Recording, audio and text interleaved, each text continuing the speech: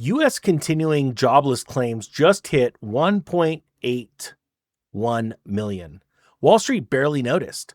The last four times this signal flashed, 1990, 2001, and 2007. Oh, wait, there was also 2020. Each one of these times a recession started inside of 7 months. Watch this, check it out, and start to prepare. Every recession you have lived through ended the same way.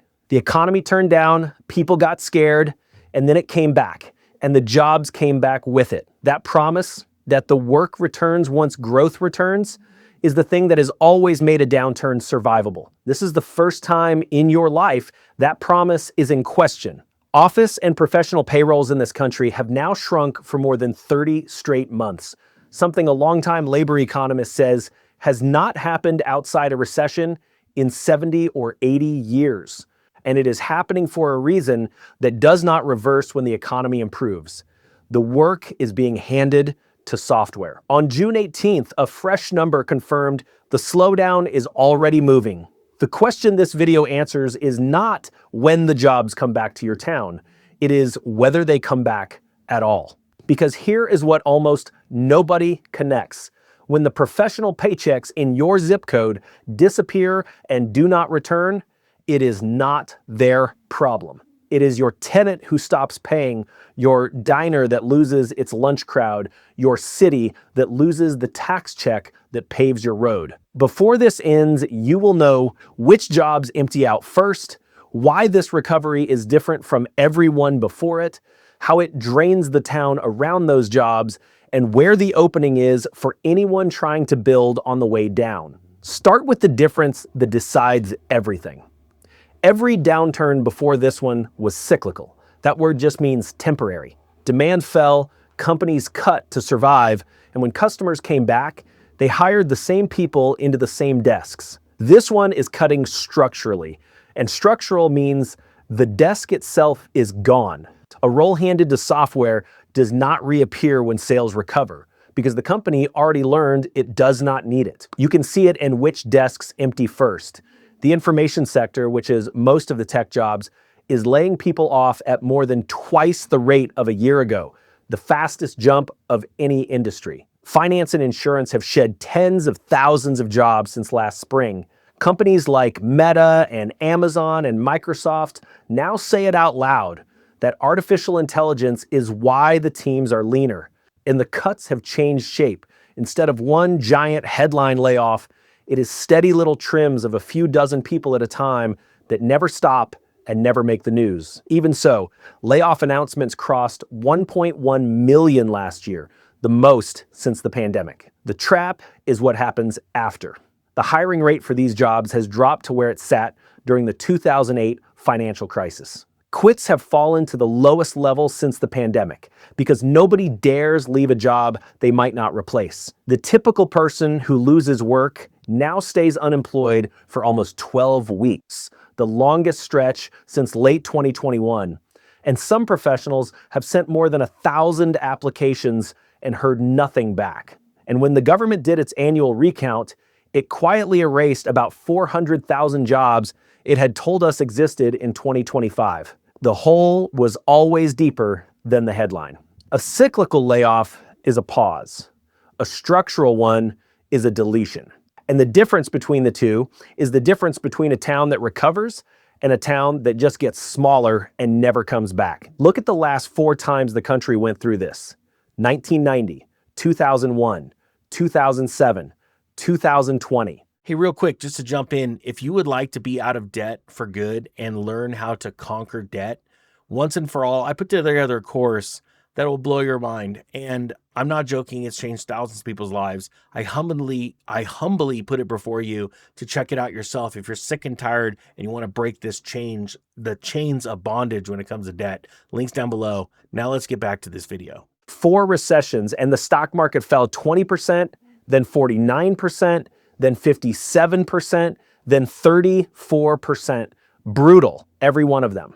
But all 4 ended the same way because 2 things showed up to rescue them. Demand came back, and the Federal Reserve, the people who set the country's interest rates, cut those rates to make borrowing cheap and pull the economy forward. This time, both rescuers are missing.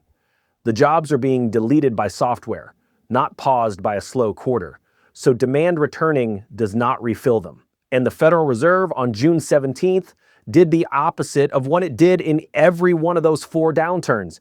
It held rates and erased the cut it had been signaling, and its own officials now pencil in increases instead because the war pushed energy prices up and inflation with them. Read that slowly. For the first time in modern memory, borrowing gets more expensive going into the slowdown, not cheaper. Now watch how that drains a town. It starts as a number that sounds far away. On June 18th, the count of people still collecting unemployment week after week climbed to 1.81 million, the highest in nearly 3 months. That is the trap in one figure. Almost nobody is being fired, but almost nobody is being hired either. So anyone who falls out simply stays out. Here is the chain that follows. A floor of professionals in your area loses income. The landlord who rented to them carries a vacancy. The diner across from their office loses the lunch rush. The salon, the gym, the contractor who remodeled their kitchens all watch the calls dry up. The city collects less sales tax and less property tax, and the road that needed repaving waits another year. Every deleted paycheck at the top is a smaller check moving through every business below it, and it does not land evenly. This is what economists call a K-shaped economy, where the top half holds steady while the bottom half sinks, the 2 arms of the letter K splitting apart. The bottom arm is already bending.